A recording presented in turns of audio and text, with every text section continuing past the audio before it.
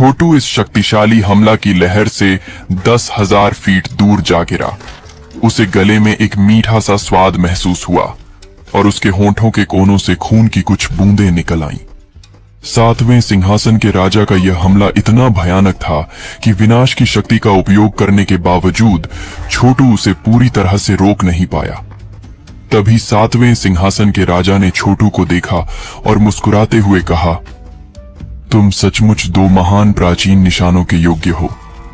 मेरी शक्ति को, जो एक अवतार परीक्षा पार कर चुके योद्धा भी सहन नहीं कर सकते, तुमने झेल लिया। छोटू की आंखें ठंडी और निर्दय थीं। उसने कोई बेकार की बात नहीं की। अचानक उसने अपने हाथों की सील बदली, फिर अपना हाथ नीचे दबाया और चिल्लाया, शून्य विचित्र तकनीक। एक अनोखी तरंग जमीन में चली गई। इसके तुरंत बाद पूरा पहाड़ी जंगल खतरनाक गति से उजाड़ने लगा। फिर विशाल और असीम शक्ति जमीन के नीचे बहने लगी और छोटू के स्थान पर आकर इकट्ठा हो गई। एक 10,000 फीट ऊंचा शक्ति का प्रकाश स्तंभ जमीन से निकला और छोटू के दुबले पतले शरीर में समा गया, जो आकाश में खड़ा था। उस भयावह शक्ति के भीतर समाने के बाद छोटू का शरीर थोड़ा फूल गया। इसके बाद उसने आकाश की ओर जोरदार दहाड़ लगाई। उसकी दहाड़ में एक प्राचीन ड्रैगन की गूंज मिली हुई थी। बैंगनी सुनहरी रोशनी चारों ओर फैल गई। इसके साथ ही कुल 8,000 बैंगनी सुनहरी ड्रैगन जैसी प्रकाश की रेखाएं छोटू के शरीर के चारों ओर नाचने लगीं। जैसे ही वे रेखाएं नाची, नीचे की जमीन दबाव के कारण ढह गई। बैंगनी सुनहरी रोशनी छोटू के शरीर की सतह पर बहने लगी। उसने 7वें सिंहासन के राजा की ओर निर्दयता से घूरा, जो आकाश में खड़ा था। इसके बाद छोटू का शरीर जोरों से आगे बढ़ा और उसने राजा की ओर एक जोरदार मुक्का फेंका। उसी पल 8,000 बैंगनी सुनहरी ड्रैगन जैसी रेखाएं नाचने लगीं और जहां से उसका मुक्का गुजरा, वहां का स्थान चकनाचूर हो गया। छोटू के भयंकर हमले के सामने 7वें सिंहासन के राजा पीछे नहीं हटा। इसके बजाय उसकी मुट्ठी के चारों ओर गाढ़ी शैतानी शक्ति घूमने लगी। इसके बाद उसने अपनी मुट्ठी बढ़ाई और छोटू के साथ सीधा टकराव किया। दोनों की मुट्ठियां आपस में टकराईं और 10,000 फीट के दायरे में खाली जगह दरारों से भर गई। दोनों के शरीर कांप गए। उनकी आंखों में क्रूरता की चमक साफ दिखाई दी। इसके बाद उनकी कई घूंसे चारों ओर गूंजने लगे और उनकी शक्ति हर दिशा में टकराने लगी। ड्रैगन की प्रकाश रेखाएं और शैतानी शक्ति बेकाबू होकर चारों ओर फैलने लगी। आकाश में लगातार जगह टूटने की आवाज गूंज रही थी। तेज हवाएं चल रही थीं और एक भयंकर तूफान उमड़ पड़ा। उनकी भयंकर लड़ाई ने पूरे पहाड़ी जंगल को समतल कर दिया। यह एक और ऐसा भयानक टकराव था जिसे शब्दों में व्यक्त करना मुश्किल था। अब छोटू की मुट्ठियां ताजा खून से भीगी हुई थीं और उसकी मांसपेशियां तक फट चुकी थीं, जिससे भीतर की हड्डियां दिखने लगीं। सौभाग्य से उसके पास प्राचीन ड्रैगन की हड्डी थी, वरना उसकी हड्डियां इस झटके से धूल में बदल जाती। हालांकि उसके शरीर के अंदर खून तेजी से उबाल मार रहा था। वह चाहे कितना भी आत्मविश्वास से भरा दिख रहा हो, इस सीधी लड़ाई में उसे गंभीर चोटें आई थीं। छोटू पीछे की ओर उड़ गया, लेकिन उसकी निगाहें 7वें सिंहासन के राजा पर टिकी रहीं। इस समय राजा के हाथों से भी काले खून की बूंदें टपक रही थीं। उसके चेहरे पर मौजूद मुस्कान के साथ वह और भी भयावह लग रहा था।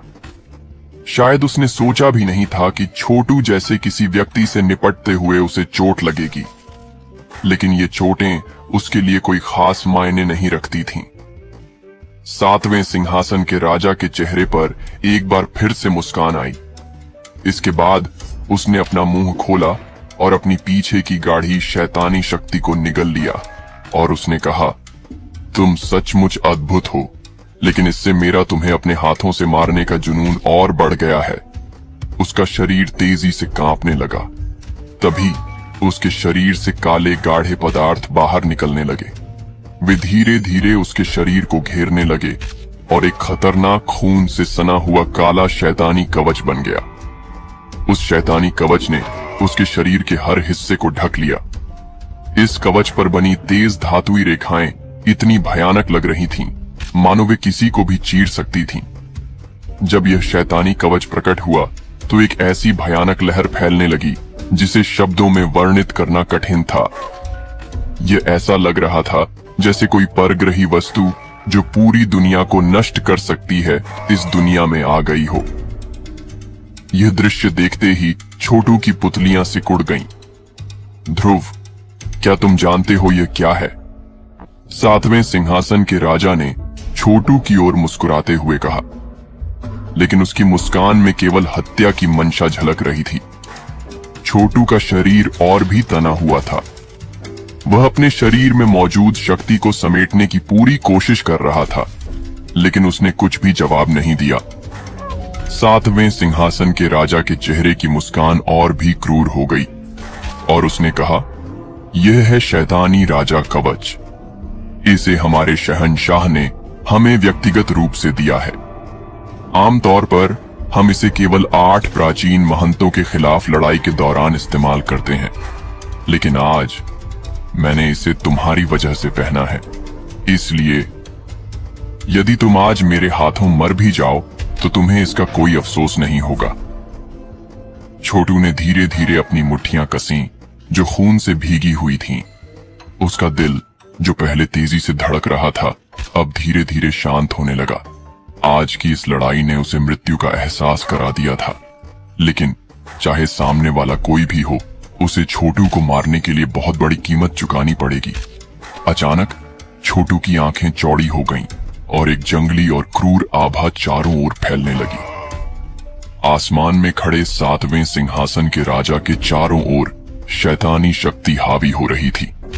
वहीं उनके खतरनाक शैतानी राजा कवच पर बर्फ जैसी ठंडी धातु की चमक दिखाई दे रही थी। उनके शरीर से एक गहरी और खून की प्यास जैसी क्रूर भावना धीरे धीरे फैल रही थी। उनके भयानक दबाव से किसी का भी दिल तेजी से धड़कने लगता। छोटू के शरीर के चारों ओर 8000 बैंगनी सुनहरी ड्रैगन प्रकाश रेखाएं घूम रही थीं और प्राचीन ड्रैगन की गर्जन की आवाजें सुनाई दे रही थीं। उनकी दोनों आंखों में से एक काली और दूसरी चांदी जैसी थी। यह दृश्य बेहद अजीब और अद्भुत लग रहा था। छोटू का शरीर एक बार फिर तेजी से आगे बढ़ा। उसने अपने दोनों हाथ लहराए जो तुरंत एक विशाल बैंगनी सुनहरी ड्रैगन के पंजे में बदल गए। इसके बाद उसने बेरहमी से सातवें सिंहासन के राजा की ओर झपटकर हमला किया। हालांकि सातवें सिंहासन के राजा ने छोटू के इस भयानक हमले को देखकर केवल एक तिरस्कार भरी नजर डाली। उसने अपनी जगह से हिलने की भी जरूरत नहीं समझी और उस ड्रैगन के पंजे को, जो एक पहाड़ को समतल कर सकता था, अपने शरीर पर सह लिया। धातु की एक स्पष्ट आवाज सुनाई दी, लेकिन सातवें सिंहासन के राजा अपनी जगह से 1 इंच भी नहीं हिले। यहां तक कि उनके शैतानी राजा कवच पर एक खरोंच तक नहीं आई। इसके बाद उन्होंने छोटू की ओर देखते हुए हल्की मुस्कान दी और उनकी आंखों में तिरस्कार और बढ़ गया। अंततः उन्होंने अपनी काले कवच में ढकी उंगली उठाई और खाली जगह पर दबाव डाला। उनकी उंगली से एक शैतानी प्रकाश निकला जिसने तुरंत उन ड्रैगन पंजों को, जो 8000 बैंगनी सुनहरी ड्रैगन प्रकाश रेखाओं से बने थे, चीर कर रख दिया। अगर यही तुम्हारी सारी ताकत है, सातवें सिंहासन के राजा ने मुस्कुराते हुए कहा, लेकिन तभी उन्होंने अपनी आंखों में एक आकृति का प्रतिबिंब देखा। छोटू का एक हाथ तरल रूप में बदल चुका था और उसमें बिजली की चमक और काले प्रकाश की लहरें एकत्र हो रही थीं। उसमें 2 प्राचीन निशानों की झलक भी दिखाई दे रही थी। तुम प्राचीन निशान की शक्ति को इस स्तर तक नियंत्रित करने में सक्षम हो। सातवें सिंहासन के राजा की आंखों में हल्की हैरानी झलकी। उन्होंने तुरंत अपनी मुट्ठी भींची और एक सीधा मुक्का मारा।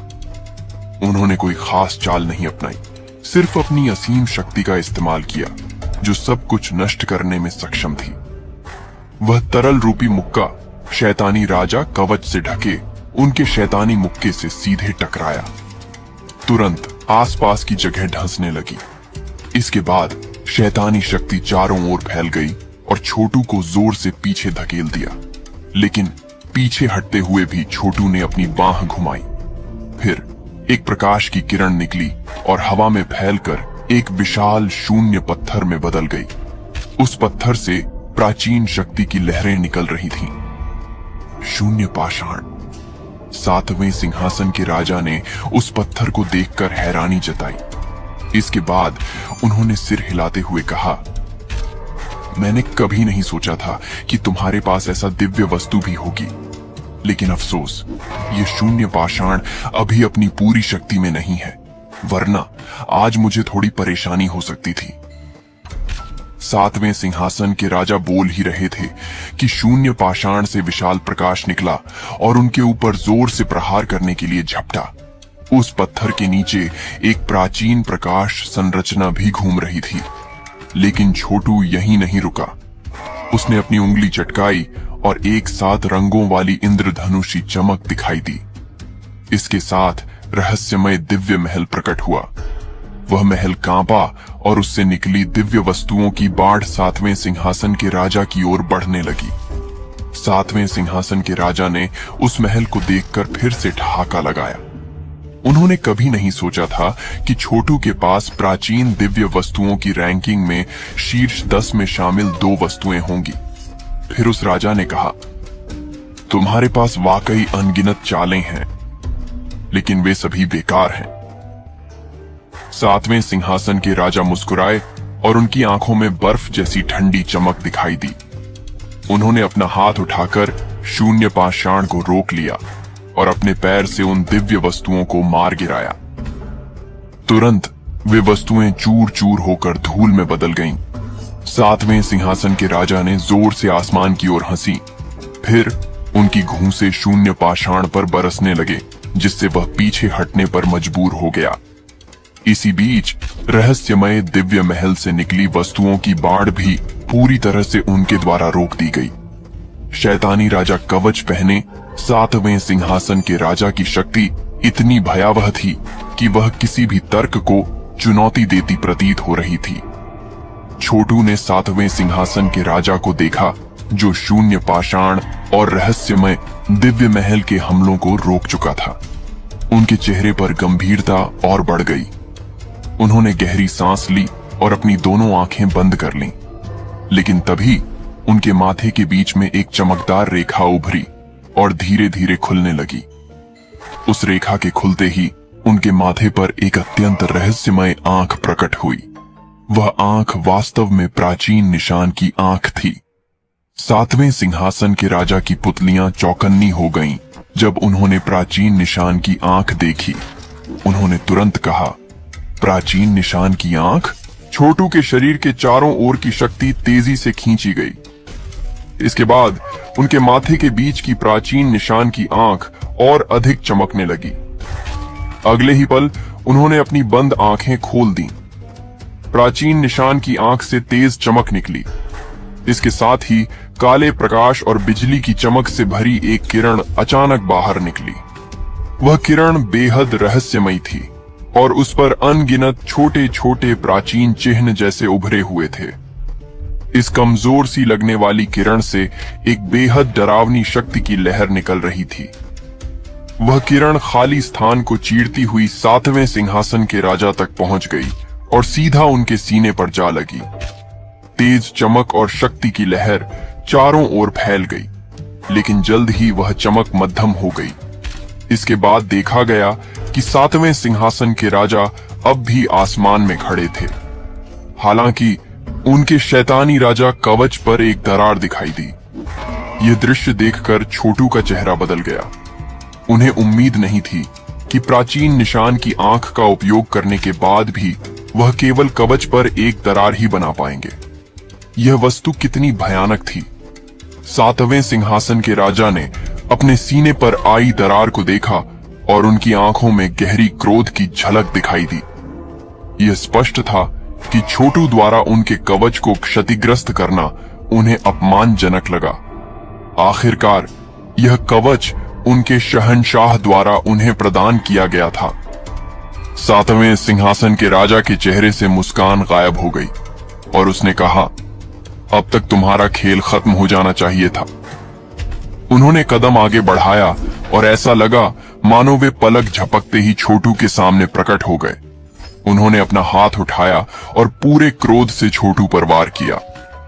8000 बैंगनी सुनहरी ड्रैगन निशान उठी और एक विशाल बैंगनी सुनहरे ड्रैगन में बदल गईं। वह ड्रैगन सातवें सिंहासन के राजा से टकराया, लेकिन टकराते ही वह टुकड़ों में बिखर गया। इस मौके का फायदा उठाकर छोटू ने पीछे हटने की कोशिश की। हालांकि सातवें सिंहासन के राजा के शक्तिशाली हमले की लहर से उनका गला दब गया और उनके मुंह से हल्की आवाज निकली। कवच पहने सातवें सिंहासन के राजा की शक्ति इतनी प्रबल थी कि उसका सामना करना बेहद कठिन था। एक ही वार में छोटू को पीछे धकेलने के बाद सातवें सिंहासन के राजा की आंखों में हत्या की मंशा बढ़ गई। यह स्पष्ट था कि वह इस लड़ाई को और खींचना नहीं चाहता था। उसने तेजी से छोटू का पीछा किया और अपना शैतानी मुक्का उठाकर भयंकर हमला किया। आसमान में दोनों के बीच फिर से हिंसक संघर्ष शुरू हो गया, लेकिन यह साफ था कि छोटू अब कमजोर पड़ रहा था। सातवें सिंहासन के राजा का शैतानी राजा कवच इतना शक्तिशाली था कि छोटू का प्राचीन निशानों की ताकत भी उस पर ज्यादा प्रभाव नहीं डाल पा रही थी। दूसरी ओर छोटू को उनके हमलों से बचने में बेहद सावधानी बरतनी पड़ रही थी। एक और भयानक टक्कर हुई। छोटू के गले में खून का स्वाद भर गया और उन्होंने मुंह से खून उगल दिया। उनकी आंखें अब और भी अधिक क्रूर हो गई थीं। तभी सातवें सिंहासन के राजा ने कहा, तुम्हारे शरीर पर इतनी सारी दिव्य वस्तुएं हैं। अगर तुम्हारे शरीर को और अधिक ताकतवर बनाया जाए तो यह प्रलय महंत के बराबर हो सकता है, लेकिन मुझे इतने संभावनाशील दुश्मन को जिंदा रखने में कोई दिलचस्पी नहीं है।